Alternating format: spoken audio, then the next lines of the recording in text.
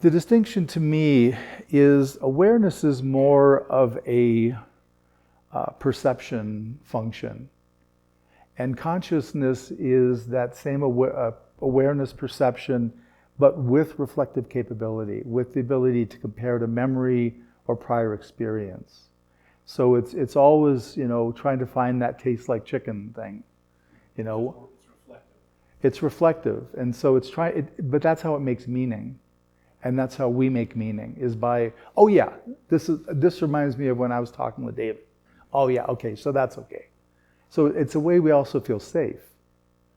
And so when consciousness goes away, we only have pure awareness, which is awareness of the experience alone. And the only way we can perceive is through intuitive knowing.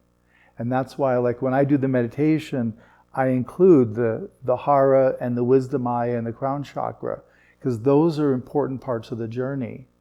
We have to have those be activated to do this kind of work.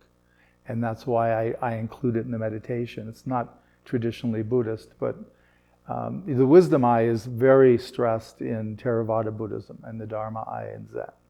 So, which is the third eye, as they call it in yogic tradition. So the development is important.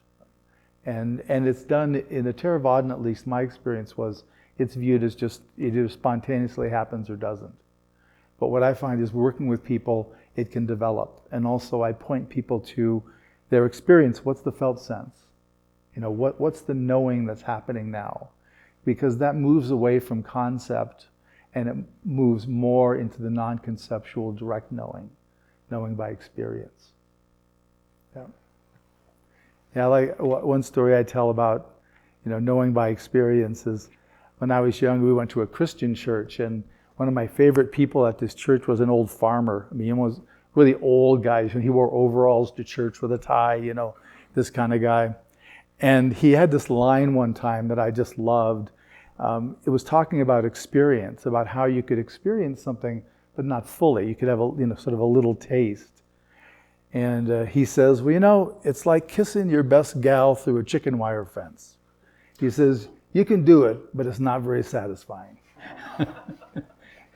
And so that's what I think about in that regard. We can do it, but it's not that satisfying. So to do it with a full immersion, that's where we really are satisfied.